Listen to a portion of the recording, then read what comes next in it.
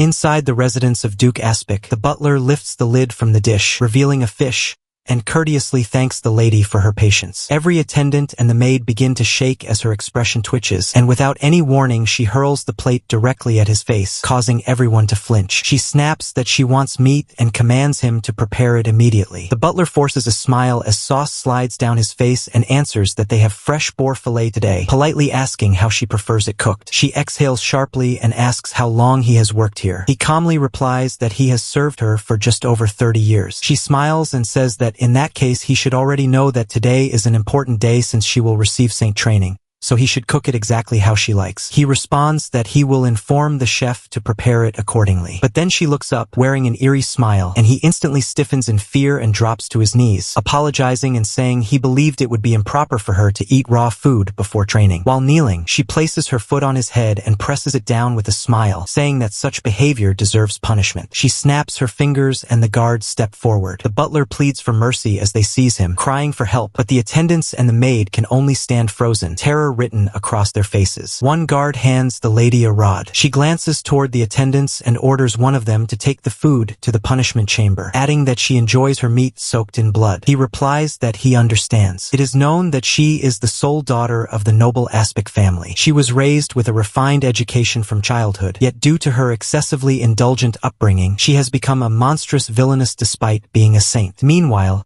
in the slime village, a slime twists in hunger, wobbling around while searching for food. It suddenly spots someone and realizes it is a human, which is rare. It knows that humans exist who can even defeat dragons and that approaching them carelessly is dangerous. The slime chooses to hide and thinks humans are incredibly fortunate, as they never starve even when weak and their homes are massive. Thinking about how different their lives are from slimes who must quietly survive in the forest, the slime wishes it could become human and escape this endless hunt for food. But no matter what, a slime remains a slime. At that moment, a voice calls out to it, making the slime jump. She quickly apologizes for startling it and gently tells it not to worry because she means no harm. She explains that she did not expect to see a fellow kin in a place like this, so she felt compelled to greet it. The slime feels puzzled as she extends her hand and tells it to look closely, saying that she is also a slime. The slime notices the ring on her finger and wonders how she became human, filled with curiosity and confusion. She smiles and asks if it wants to know, and it answers yes. They sit together on a rock as she explains everything. The slime asks if it means they must imitate human blood, and that this is how a slime becomes human. She confirms it is true and explains that they enter a corpse that is as fresh as possible. She says human life is the best, and once a slime tastes human food, returning to the forest becomes impossible. She then offers the slime a piece of jerky, saying it is nothing special but asking if it wants to try it. The slime accepts it, thinking it might resemble tree bark, but the moment it tastes it, it is utterly shocked and begins to tremble because it is so delicious. It starts bouncing around excitedly and asks if humans eat food like this every day. She smiles and replies that this is nothing and that the human world holds even better food. With a grin,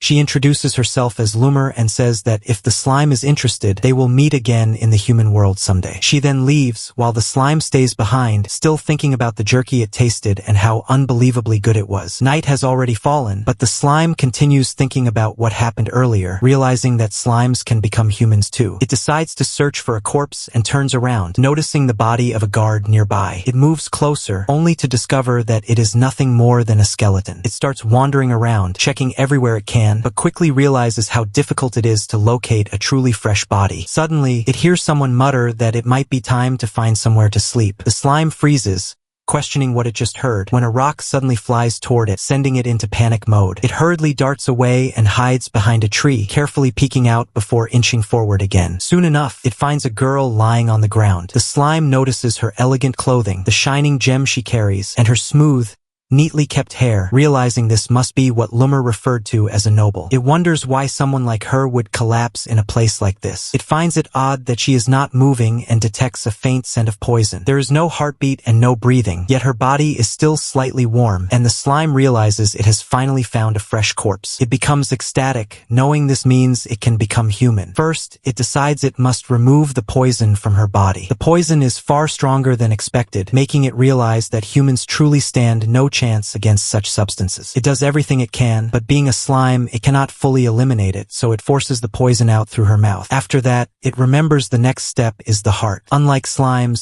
humans live by their heart rather than a core, so it must make it beat again. As it tries, it senses that something is wrong, cannot make it function properly, and it also begins to feel incredibly exhausted and weak. Unable to continue, it decides to rest for a short while. After some time, it opens its eyes and suddenly notices that its body feels heavy, and that it is extremely thirsty. It moves toward a nearby pond and drinks water. When it looks at its reflection, it realizes it is no longer a slime. She understands that it worked and feels overjoyed, knowing she has cleared the first hurdle. She collapses onto the ground and stares up at the sky, but quickly reminds herself that it is far too soon to celebrate. She must perfectly imitate the original human. As the memories start flooding back, they are so painful and disturbing that she collapses again and begins vomiting, realizing the person whose body she now inhabits lived a deeply miserable life. She understands that copying someone like this would make everyone despise her, but then realizes this girl was already hated. She wonders if she has taken over the body of a complete failure. Unsure what to do, she remembers Loomer saying that once a slime takes over a human body, there is no going back. She knows she will be killed if she behaves incorrectly, and then it dawns on her that this girl was likely murdered once already. If she clumsily tries to deceive others and they discover she is a slime, she will be killed regardless of her efforts. She begins to cry while staring at her reflection in the water. Then she tells herself that it would be better not to imitate the girl at all. Instead, she will become her total opposite. If she stops creating resentment, she believes things will eventually work out. She realizes the girl's personality is beyond saving, but not only was she a noble, she was also a saint. She decides she will become a saint loved by everyone. It is all for her survival and the life she dreams of. It will not be easy, but she will try her hardest. With that determination, she clenches her fist. She tries to walk but fails as her entire body trembles, making her realize just how difficult controlling a human body is. She tells herself to move her right foot forward and extend her left hand, but ends up slipping instead. She expected that. She rolls along the ground and wonders if simply rolling might actually be faster. After all, slimes never needed hands or feet, and delicate movements like using fingers are still far beyond her abilities. For now, grabbing things should be sufficient. She picks up a stick and attempts to walk with its help, but slips again and falls straight into a pond. Soaked, she realizes how cold and painful it feels, but having these sensations proves she has truly become human. She then notices an injury and realizes how fragile human skin really is. As expected, the blood is colorless and transparent since she is only imitating it, and if anyone were to see this, her identity would be exposed instantly. She stands up once more, understanding that because of this, she must never get injured in front of humans, and she must learn how to walk properly,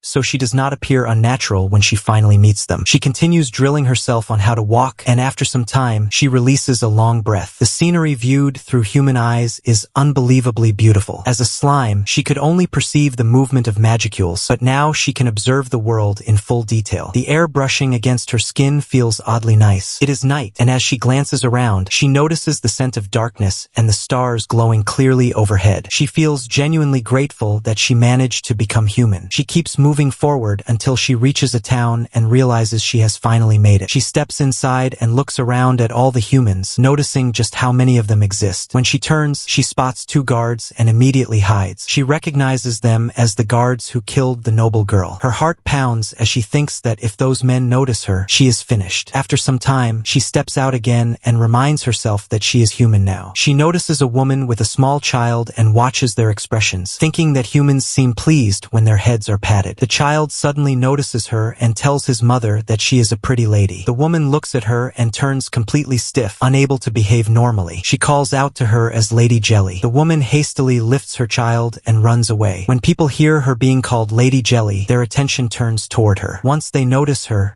they all start fleeing. Someone peeks at her from behind a door, and the instant she looks back, he slams it shut. She thinks to herself that she understands they must despise her deeply. It seems the road to getting along with humans will be painfully long. According to the memories she inherited, this should be the correct house, though it is so massive that she decides to find the residence first. As she steps onto the stairs, all the attendants freeze in shock. She wonders why they are so startled and thinks that maybe she is not imitating the original person well enough. They begin shaking shaking and call out to her, and she feels relieved that they did not uncover the truth. They welcome her back and say she must be exhausted from her long journey. She looks around at the magnificent house and the humans bowing their heads before her, realizing this is what life as a noble looks like. As she climbs the stairs, she almost trips. The butler comments that it seems she must have endured rigorous training this time and says they will prepare her bath at once. She begins sweating nervously, wondering what the correct response should be. She knows she cannot allow her identity to be exposed in a place like this. The butler waits for her answer as she worries he already thinks she is acting oddly. She tells herself she has to escape this situation and quickly turns around, saying she feels tired and would like to rest now. Everyone freezes, and she realizes what she said sounded strange. She forces a smile, thinking she can simply smile her way through this, but that only leaves them even more stunned. They all lower themselves and scramble as they rise from their knees, apologizing repeatedly. They say they will prepare her bed immediately and ask her to forgive them. She replies that she understands and thinks to herself that somehow it worked. Even her plain response seems to shock them further. The butler orders the maids to prepare a change of clothes immediately, and they rush off. She lies on the bed and feels how soft it is, completely different from sleeping on grass. But then she remembers how terrified everyone looked because of her and thinks they must truly loathe her. Then she recalls that she might have seen servant clothing in the forest earlier. She rolls around on the bed, and that is when she hears something. She wonders if one of the servants in this house could be the one who killed her. She starts thinking it through and tells herself she should carefully assess the situation. From the memories,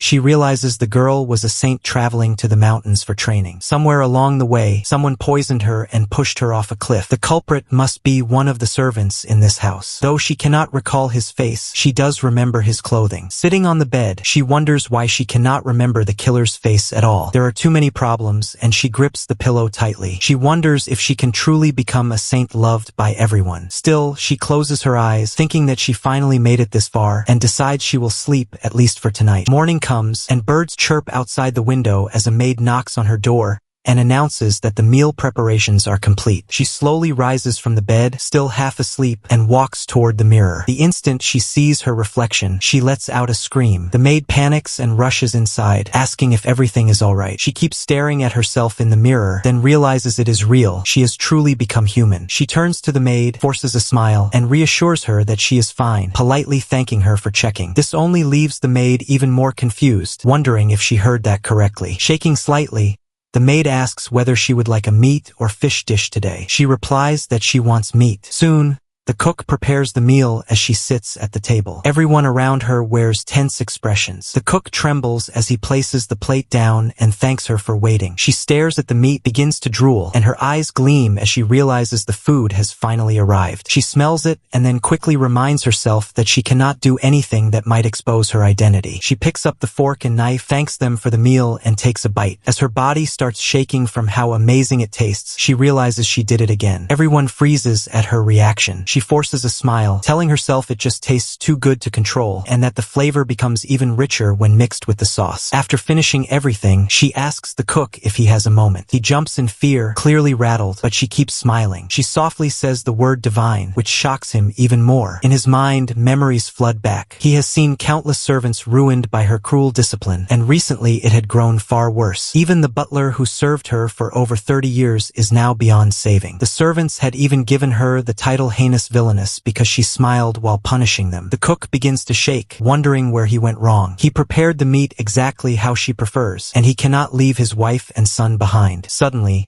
he collapses to the floor, trembling and begging her to spare him. But before he can finish, she grabs him and asks if he made this. She tells him it is very tasty and far better than a caterpillar. Everyone is stunned. In his mind, he interprets this as her saying he is at least more useful than a caterpillar. He looks up in disbelief, wondering if she actually complimented him. One attendant whispers that he barely avoided punishment and that they cannot believe he escaped discipline in that situation. A maid then brings out a cake for her, but unfortunately she slips and the cake lands directly on her face. The maid starts shaking, realizing what she has done and thinking her life is finished. Jelly calmly removes the cake from her face as the maid bows repeatedly and apologizes for her carelessness. But But instead of becoming angry, Jelly begins eating the cake. The maid's eyes fill with tears, convinced that this time she will not survive. Everyone feels a cold tension fill the room. Jelly smiles and asks if she could bring her some more. They are completely stunned by her response. The maid apologizes again and says she will bring a change of clothes immediately, but Jelly says it can wait and gently asks if her legs are all right. The maid answers that she is fine. Jelly smiles and says that is good, then asks her to bring seconds and be careful next time. The others feel even colder, interpreting her words as a warning to be careful with their lives next time. One attendant whispers that ever since she returned, she feels like an entirely different person. Not only are her table manners strange, but nothing bad has happened so far. Still, he is too frightened to get involved. They believe she may just be deceiving them with unusual behavior. After all, she is the heinous villainess, so they are certain she will blame them later. Jelly thinks to herself that she can hear everything they are saying, and they are right. She really is different now. On the inside, she is just a slime, but she wonders how deeply they truly hate her. She tells herself that she should smile whenever they make eye contact, since that is how humans get along. When she smiles at them, they feel a chill, wondering if she is threatening them. She then speaks up and casually asks if the main course is still not ready. They are all shocked, and one of them secretly wonders why she is still alive. The servants begin whispering among themselves, blaming one man and asking what is going on, saying this is not what they agreed on. They helped him because he insisted he could absolutely handle it. They call him a fraud and tell him to go rot by himself. The man twitches as he glares at her from afar, clenching his fist, thinking that it was never a lie to begin with. He is convinced that he killed her. One of the senior maids inspects the dirt on the window and orders it to be cleaned again, but the new maid responds that this is already the 5th time she has wiped it. The maid snaps back, asking if she is trying to talk back despite being a newcomer, and the others join in, mocking her and calling her useless. The newcomer apologizes and thinks to herself that she has to endure this, otherwise she will not be able to buy medicine for her mother if she loses this job. She lowers her head and says she will redo it immediately. They tell her she probably knows nothing since she is new, but claim they are only saying this for her own good. The newcomer's name is Aaron. One maid warns her that if Lady Jelly finds even a grain of dust, she will be finished for good, just like the one before her, and asks if she has not at least heard the rumors. Aaron remembers hearing that the previous servant was subjected to horrific punishment over the slightest haze on a window and suffered such extreme physical and mental damage that from one day onward no one ever saw her again. Another maid adds that, now that she thinks about it, the garden tree was planted on the same day that servant vanished, making Aaron flinch. The maid stares at her and asks if she understands what she is implying. Aaron starts shaking. The maid orders her to repeat the cleaning at least 5 more times and smirks, adding that the maid assigned to Lady Jelly today has run off, so Aaron will take her place. She says Aaron should feel honored, and a chill runs down Aaron's spine. The maid pushes her and tells her to go immediately. Aaron knocks on the door, greets Jelly good morning, and announces that morning has arrived. Jelly rolls out of bed while mumbling that she is still tired. Aaron steps inside just as Jelly suddenly stands up, and Jelly realizes how close that was, then once again remembers she is human now. She smiles and says she must have been half asleep. A senior maid suddenly orders Aaron to kneel at once and hands a stick to Jelly, saying she should discipline Aaron for disturbing her rest, as that is the usual procedure. Jelly tosses the stick aside and says she will not do that, then helps Aaron stand up. Aaron thanks her repeatedly. Jelly wonders to herself if it is really normal to think about whipping someone just for waking her up. She realizes this used to be the standard, and it is no surprise people hated her enough to poison her. The maid then introduces Aaron, saying she will be attending to her today. Aaron nervously introduces herself and says she looks forward to serving her. Jelly asks if this is her first time being assigned to her. Aaron answers yes. She only arrived a few days ago. She admits there are many things she is still unfamiliar with but promises she will do her best. Her hands are trembling, and Jelly thinks that even someone she has barely spoken to is this terrified of her. Knowing she is deeply disliked, she decides she must leave a good impression and get along with this servant today. She tells Aaron that it is nice to meet her as well. After some time, Aaron brings her black tea. Jelly thanks her and notices how pleasant the tea leaves smell once dried and fermented. She thinks humans are incredible, turning scent and color into hot water and then drinking it. The tea looks so divine that she almost feels it is too precious to drink, but she tries it anyway and finds it extremely bitter. She wonders what this even is, unable to believe it comes from the same humans who can make meat taste so amazing. She takes another sip and thinks that while it is bitter, there is a deep richness beneath it that meat does not have. It is good in a different way. Aaron looks anxious and asks if it did not suit her taste. Jelly says it is not that and explains that it strangely makes her want to drink more. despite the bitterness, the depth of flavor pulls her in. She finally says that it is very delicious. Aaron thanks her, and Jelly thanks her back as Aaron smiles and says the honor is hers. Aaron then shares that her mother used to say the same thing whenever she made tea at home, saying it was really good and her siblings would agree, which always made her happy. Jelly replies that it must be a treasured memory for her, and Aaron nods. Jelly thinks to herself that things seem to be going smoothly and wonders if she is doing okay. Aaron becomes emotional as she explains that she used to care for her mother and handle all the housework, and everyone in her family would praise her. That is why she decided to become a maid so she could take care of others. She says she doesn't have any special talents, so she wanted to give this her absolute best. She also admits she wasn't sure if she could stick with this job, since her seniors had been scolding her from the moment she arrived, but now she feels a bit more confident because Jelly complimented her tea. Jelly says that's good to hear and thinks that means they are getting along well. Out of curiosity, she then asks how her mother used to praise her. Aaron thinks for a moment and says her mother would always pat her on the head. Jelly remembers that humans feel happy when their heads are patted. She stands and gently pats Aaron's head, telling her she is doing an excellent job. Aaron suddenly starts crying, and Jelly thinks this is perfect, believing she has made a good impression. But Aaron cries even harder, which makes Jelly panic. She asks if Aaron is hurt and wonders if she dislikes her now. Aaron begs for forgiveness, which only confuses Jelly further as she wonders what on earth is happening. After a while, Aaron thinks to herself that Jelly is actually a kind person and that the rumors must have been false. Later, the other maids ask Aaron how Lady Jelly's welcome was. She replies that it was wonderful,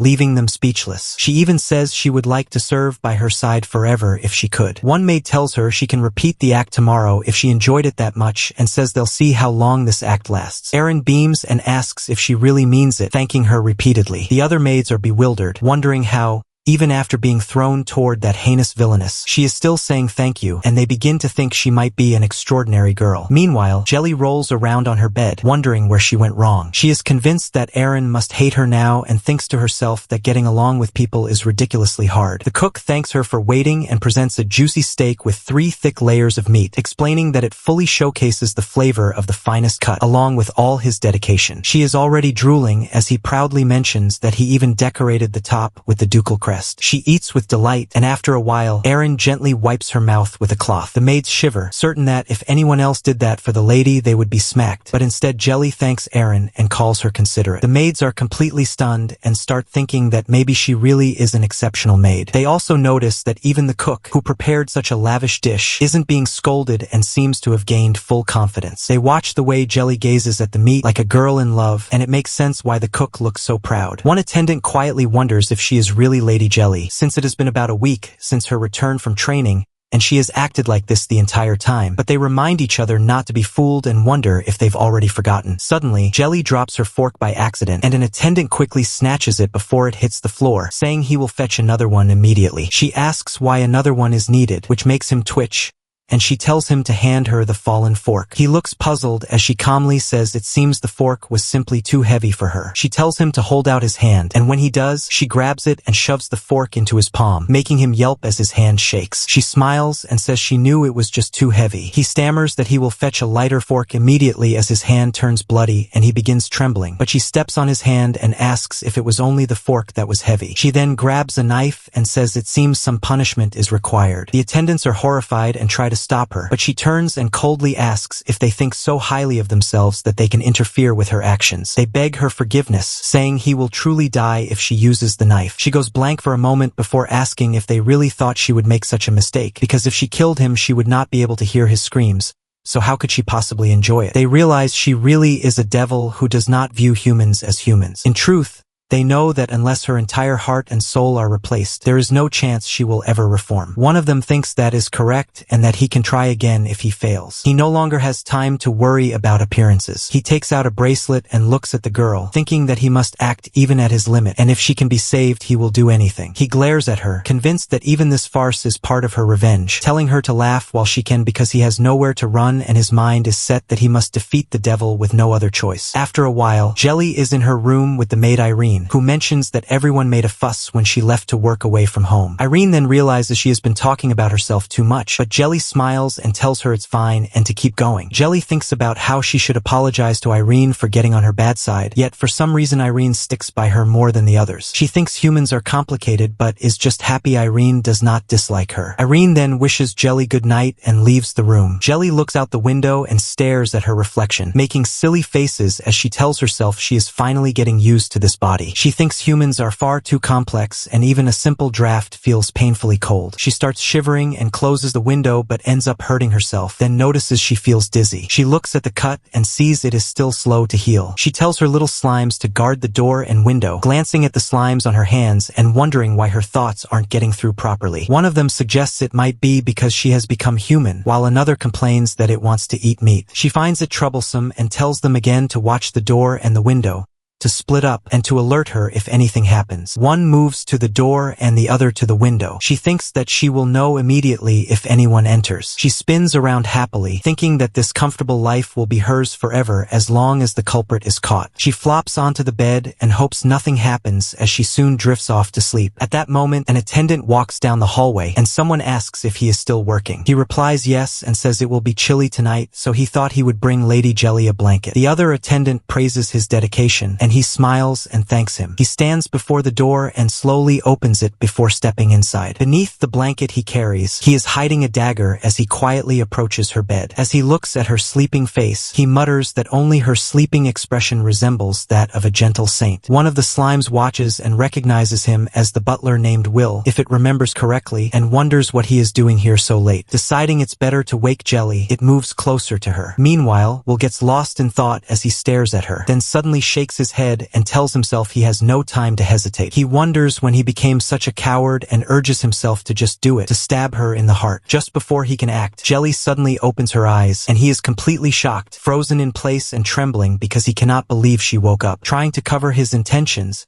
he says that it is getting very cold tonight. Jelly shivers slightly and agrees that it really is a little chilly. He smiles softly and tells her that with that in mind, he brought her a blanket, then bows his head and says he will accept any punishment she wishes to give him for entering her room uninvited. Jelly calmly replies that she would never punish him for something like that and that he was actually being thoughtful. She then examines him more closely and asks his identity, curious if she guessed correctly. Will lowers his gaze and says that her kind words are more than he deserves. For a moment, he wonders if she has truly changed, but another thought crosses his mind as he recalls that even if she has reformed, it would not save Emma. Inside the locket he carries is a picture of a girl named Emma, and he believes that ending Jelly is the only way to save his sister. At that moment, the slime notices the dagger in his hand and panics, realizing it has to alert her. Just as he moves to strike, the slime knocks over a vase, and the sound makes Jelly react instantly. She grabs his wrist and stops him before he can stab her, realizing how close it was and that if the slime hadn't warned her, everything would have ended. She also knows that if he had cut her with the knife, he would have discovered that she is a monster, and she would have been finished. Will struggles as she lets go of his arm, and he falls to the ground from the force. Jelly realizes that an untrained human body is weaker than she expected and thinks she must be more careful with how much force she uses. Will calls her a wretch and demands to know how long she plans to toy with him before charging at her again with the dagger. Jelly apologizes in advance, saying sorry, but this might sting a little. She grabs the knife from his hand and shoves him back, making him crash to the floor. Immediately worried, she wonders if she went too far and rushes over to check if he is alright. While lying there, Will speaks in shock, saying that back then he was sure he had thrown her off a cliff and that everything should have ended there, that he believed the villainous Jelly had died that day. Hearing this, Jelly realizes that he was the one responsible. Just then, someone knocks on the door. A butler outside says he heard a loud noise and asks if she is okay. Jelly realizes that if she reveals what happened, Will be caught, and she will lose her chance at a peaceful life. Yet leaving it like this still leaves a bitter feeling in her heart. As the man tries to open the door, she quickly stops him, saying she is fine and simply knocked over some furniture while half asleep. Will is stunned that she is going so far to protect him. The butler says he is relieved she is unharmed and then leaves. Jelly exhales softly and turns to Will, asking why he tried to do this. He slowly takes out the locket and shows it to her. She murmurs who it is, and he explains that it is his sister Emma,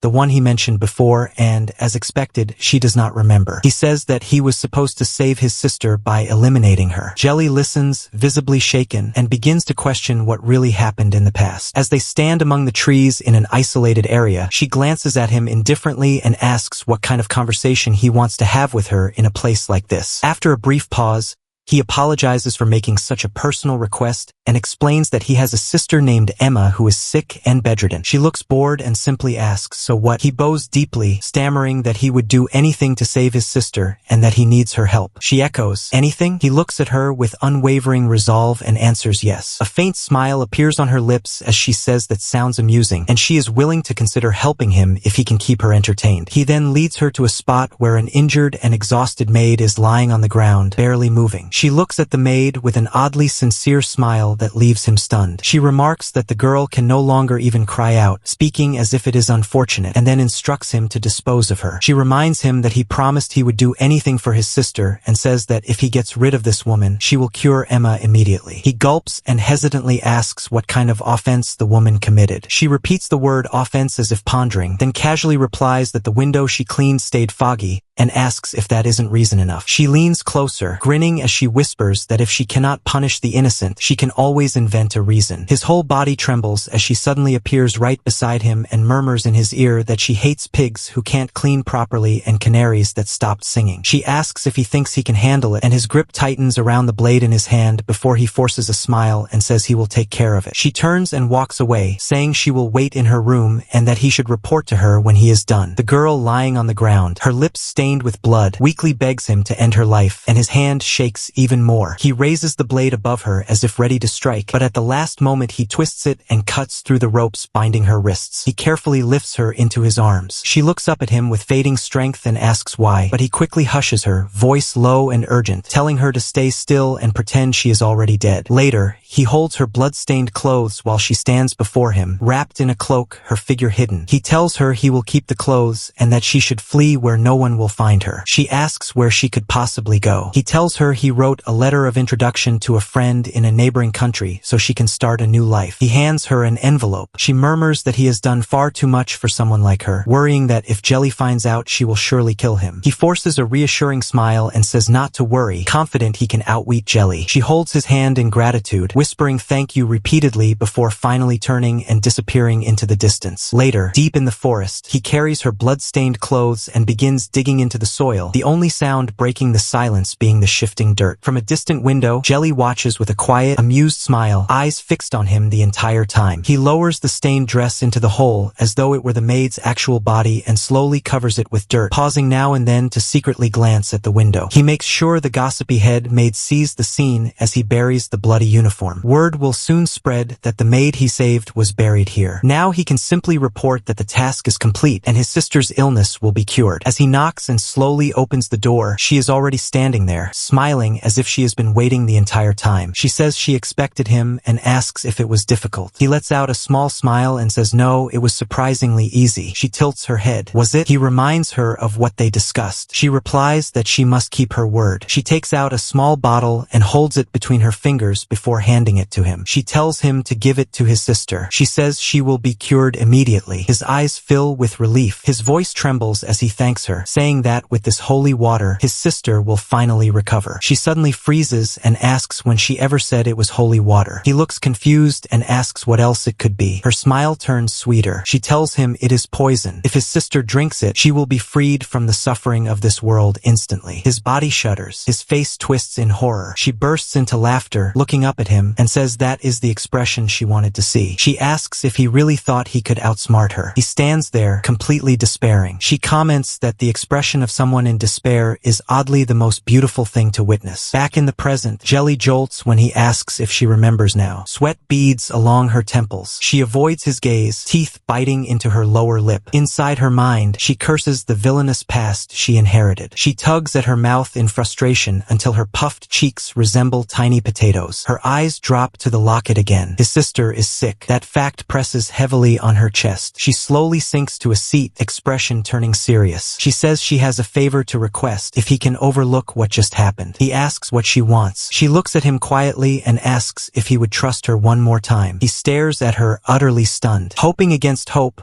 Will allows her to examine Emma, though he wonders if trusting her is wise. First of all, is she even really a saint? On the other hand, Jelly thinks he probably doesn't fully trust her yet. It would be great if she could channel a saint's power, but how could she manage it? Well, at least she has a human body now, so she decides to give it a shot. For now, she raises her hands, focusing as hard as possible, but one eye flicks toward him, gauging his reaction as she realizes she has no idea what she's doing. Fine, she thinks, I'll heal in my own way. She glances at the side table and carefully pulls out the hidden blade. With precise motion, she cuts her finger and lets a thin stream of blood drip into the nearby jug. She picks up the jug, smiling at him, and says she will expel the illness from the body and cleanse the patient's insides with this holy water. He narrows his eyes suspiciously. Holy water? He asks, voice tight. She understands his doubt. He'd been tricked with poison before, so his caution is natural. Well, she thinks it's just water, and she can't heal him unless he trusts her, right? He flinches as she lifts the jug and drinks from it. A soft, sweet smile spreads across her lips. Now he can see, she says. Would he like to try it too? He shakes his head. Her focus returns to the fainted girl. She carefully administers water, observing every inch of the human body. She can already tell where the illness lies. It's tricky with her split form, so she devises a new plan. She asks him for a favor. Could he fetch some water? She needs to cool the girl's fever. He nods quickly and disappears. She murmurs a quiet apology to the girl. Don't worry, she thinks. I'll make sure you're properly healed later. Her own body will handle it directly. He returns quickly with a bucket of water and wet cloth. He places it on the girl's forehead, hesitating. What should he do? He asks nervously. She stays calm. Take her hand, she says. Pray that her illness will be cured. She will feel better. He grabs the girl's hand, voice shaking, calling her name, a mixture of fear and hope. He realizes Lady Jelly is genuinely trying to heal Emma. Twice he tried to kill her, and now seeing this, he swears to atone for his sins forever. Outside, the cat goes full ninja mode, lunging at birds that were chilling as if nothing happened. Chaos erupts. Birds flap and squawk in every direction. The window bursts open like an action movie portal, and suddenly they're all flying in. Jelly freezes,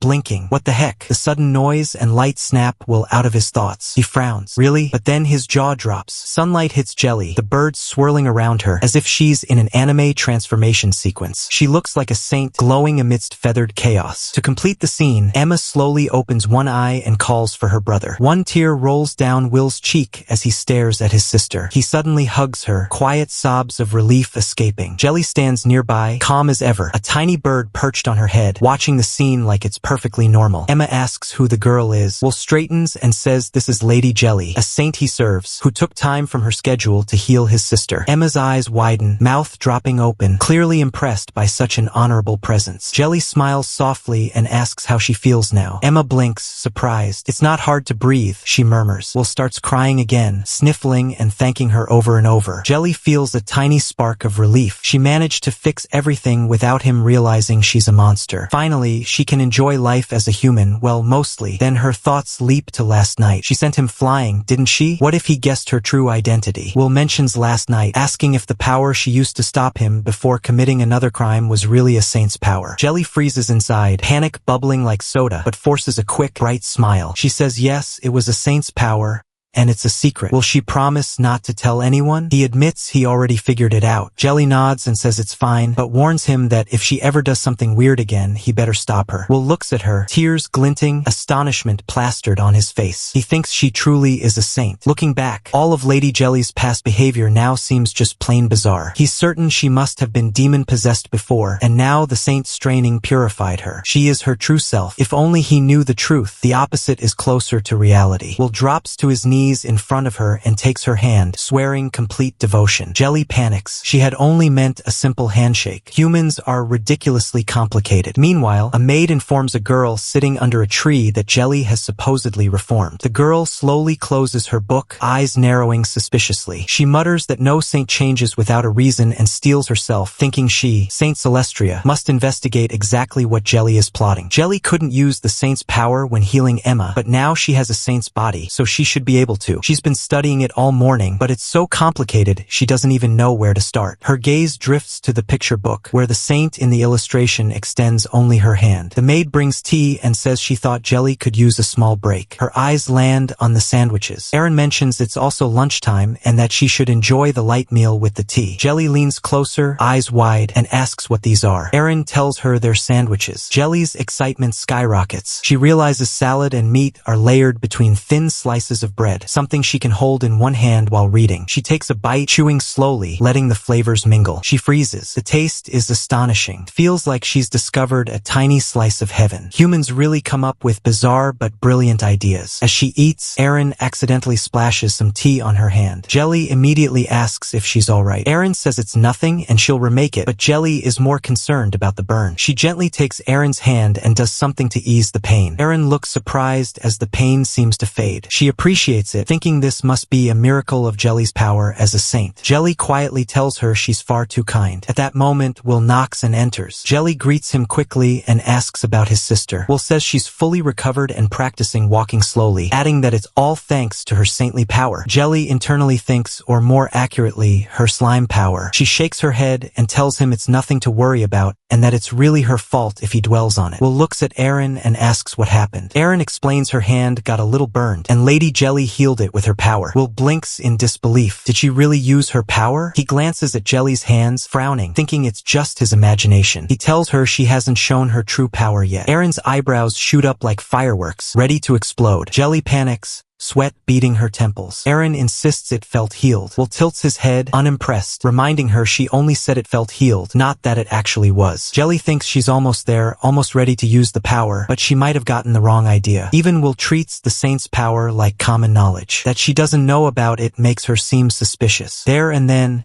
Jelly decides she will ask Will directly. Will raises an eyebrow, suspicious, asking if she used her power just now. Jelly taps him lightly on the shoulder, shaking her head, thinking he's unusually perceptive. Will adjusts his glasses, a little proud, but still puzzled that Erin doesn't know about the saint's power, even though she's her maid. Jelly plays it smart. Erin's still new here, so naturally she wouldn't know. Jelly figures this is the perfect moment to give her a simple rundown. Will nods, looking honored and a bit impressed, and says absolutely, he'll take the chance. Saints are those who keep this country from falling into chaos. She begins, voice calm but with a hint of dramatic flair. They don't just patch up injuries that doctors throw their hands up at or track down the sneakiest infections. They also maintain barriers to keep monsters out of towns. And sometimes they get drafted into medical squads during major wars. Basically, a saint's power is the ultimate country-protecting Swiss Army knife. She nods to herself. Exactly. That's the kind of hero she wants to be now. Using her slime abilities, she can mimic some of the saint's powers. Everyone will finally stop hating her if she behaves like a proper saint. Safer living, fewer angry villagers. Though if she overuses her slime abilities,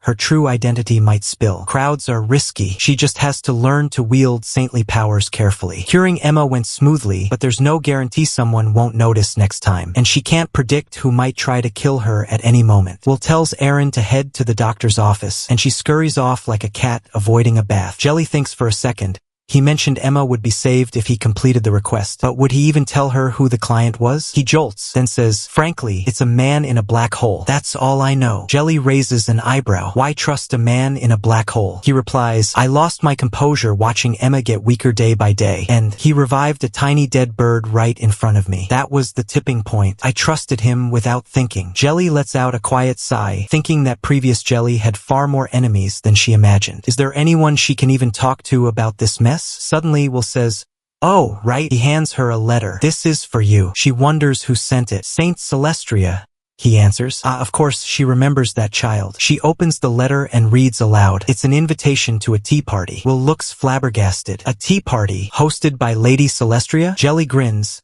thinking Celestria must know her saint powers if she's truly the same saint. Surely, she'll teach her properly if they get along. Will asks what she wants to do. Go, of course, Jelly says, practically bouncing with excitement. He's even more flabbergasted. On her way through the garage, Jelly thinks it's nice not to have to use her own feet to travel. Being a noble is surprisingly convenient. But then she recalls Will's flabbergasted face and wonders why he reacted so dramatically. She asks him why he's coming along. For your safety, of course, he replies. I won't ignore my own shortcomings, but with people after you, traveling alone to a distant place is risky. I'll protect you, even if it costs my life. Jelly frowns. If that's the case, she cannot allow him to accompany her. Emma would never forgive her if anything happened. Plus, staying too close might blow her secrets. She starts munching on sandwiches and says, by no means did I let you come just for the sandwiches. He nods, unsurprised. The previous Jelly was A handful. Saint's reputation may be a bit intimidating, but from what Will says, they're excellent humans. Maybe she can even make friends with them. Jelly can't wait to find out. When they arrive at her mansion, Celestria is already waiting outside. Jelly silently thanks her, thinking, wow, she went out of her way to greet them. Excitement bubbles as Jelly approaches and greets her warmly. Let's have some fun today, she says. Somehow, today feels like it's going to be a good day. They sit in the beautiful garden. Celestria explains she made it herself and welcomes Jelly. Jelly is thrilled. She can feel the sincerity. As the maid serves tea,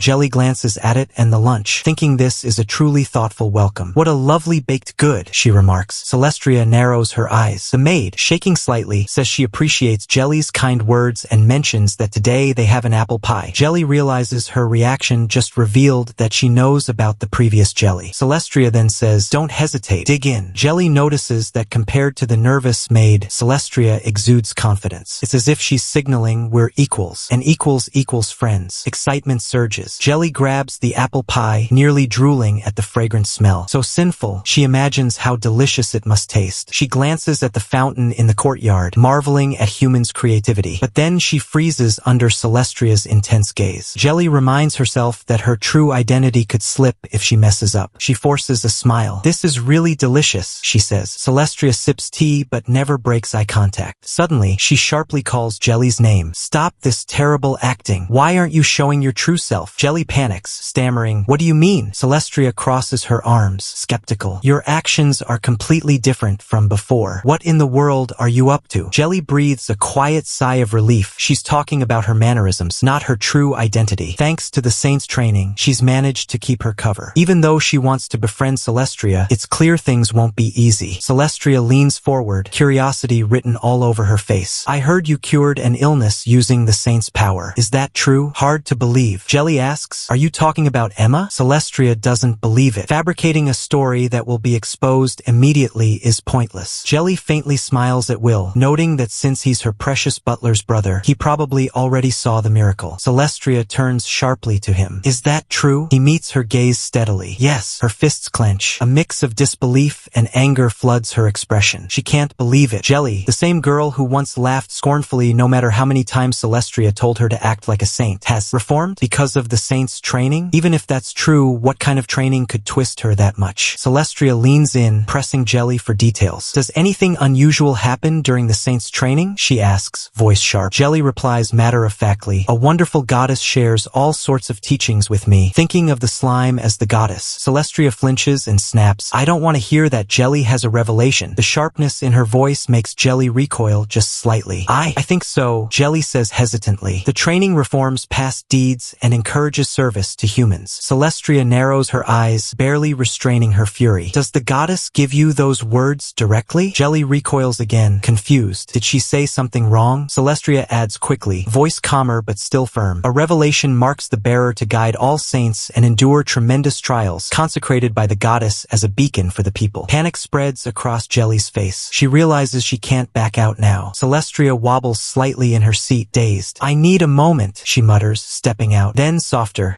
she says, I want to speak privately afterward. Will that be all right? Before Jelly can respond, Will steps forward. I'll wander around the courtyard. As Celestria walks away, her mind races. Jelly has received a revelation? No way. She prayed every day, gave alms, healed the sick with saint power, and yet the goddess spoke to Jelly of all people. She's practically flaunting it. Could it be a trick to trap her? Otherwise, Jelly receiving a revelation is impossible. She shudders, imagining herself roaring with laughter while watching Jelly shrug in shame. But too bad for her. Jelly's panicking because she ate all the food. A maid brings Jelly flowers, trembling slightly. I picked the very best, she says with a shaky smile. Jelly beams. Thank you, they're beautiful. Celestria returns, apologizing for the delay. Jelly waves it off. It's fine. I got such lovely flowers. Celestria thinks Jelly will soon reveal her true character. Pretend all she wants. If her personality hasn't changed, she still delights in misfortune. Right? Celestria asks about a rumor that the slums might be shrinking. She repeats, slums? Looking annoyed, trying to recall what those were. Concentrations of weak humans? Not all humans are happy. Sadness spreads across her face as she murmurs, that's the news. Celestria flinches. Jelly's expression shows sympathy for the slum dwellers, something she's never seen before. The last time Jelly would have scoffed. Ran out of lab rats? Fine, take the leftovers. Now she looks sad. Quietly, Jelly asks what will happen to the humans in the slums. Celestria answers, most would likely be discarded. The words hit Jelly like a memory. She remembers being expelled from her own habitat. Her face crumbles, revealing childlike vulnerability, tugging at her lip. They don't have to go that far, she whispers. Celestria is stunned. Jelly genuinely weeps for the weak. She tells her to relax. It's just a rumor. Jelly sniffs, tears in her eyes. Are you sure? Celestria nods, still puzzled. Even if it were an act, Jelly would never have reacted like this before. She would have laughed cruelly. Shifting the topic, Celestria admits her surprise that Jelly chose to come to tea, assuming she disliked her. Jelly thinks that explains Will's odd behavior. She smiles faintly. It was so long ago she can barely remember it. Now she considers Celestria an equal friend. Celestria sips tea nervously, eyes full of doubt. The maid steps forward, asking if she wants more tea. The caterpillar crawls across the flowers. The guest jumps, panicking, knocking flowers and sending a cup flying. The kettle tilts dangerously towards Celestria. Jelly reacts instantly, hugging the flailing guest, taking the full splash of hot tea onto herself. Celestria freezes, exclaiming, "It's spilled all over you," and scolds the maid. Jelly smiles softly, gesturing for Celestria not to be angry. It's nothing, just a surprise from a caterpillar. Humans are drawn to beautiful flowers. This little one will one day become a butterfly and flutter away. Even slums might one day produce wonderful meals or games, just like caterpillars become butterflies. She stands behind her, the angel statue catching sunlight, and in that moment she looks every bit the saint, radiant, commanding, declaring her belief in human potential. Celestria grits her teeth, awe and anger swirling across her face. She pulls over a chair. Sit. Celestria spreads her hands, and a soft, shimmering glow flows from her fingertips, enveloping the burnt flesh of Jelly's arm. Jelly freezes, eyes wide. So, this is what the saint's power looks like. Jelly stares, jaw practically hitting the floor, as the burn smooths away like it never existed. Celestria mutters a soft apology, barely audible, but Jelly shakes her head. No need to apologize. Jelly then pipes up, bright-eyed. Will you be my long-term friend? Celestria's cheeks heat up. Depends on you from now on, she snaps. Keep behaving like a saint, and maybe I'll consider it. Jelly beams, full of confidence. I promise I will. Just then, Will pops in, announcing that the carriage is ready. Jelly ruffles her hair, grinning, time to go. Thanks for today. Celestria narrows her eyes, and once settled in the carriage, she can't help but shout, blushing furiously, "Do not treat me like a child." As the carriage rolls onward, Jelly recalls the apple pie. Celestria hadn't even been mad, she devoured it all. She really is nice, Celestria thinks quietly, a small smile tugging at her lip. Jelly experiments with her saint's power on a flower. It glows faintly as she lifts it. Not perfect, but it's enough for now. At least she can avoid revealing she's a monster. A knock on the door interrupts her. Will enters. Jelly perks up. You always appear at the perfect moment. She gestures at her messy table. Take a look at my plan. Will glances around at the scattered papers. Sighing, he apologizes. I never realized you hated paperwork this much. Jelly frowns. That's not what she wanted him to notice. She starts making cute faces, blinking innocently, trying to redirect his attention. Will just raises an eyebrow. All I see is that you're more active now. Jelly thinks he's right. This body is much easier to move than before. He adds, I'm glad you're lively, but I have a report to give. Jelly's ears perk up at the mention of food. She crunches cookies as he explains. A messenger from the church came requesting her presence at the orphanage. It's a public duty, but he asks what she wants to do. Mouth full, she says, I'll go. Perfect opportunity to learn more about saints.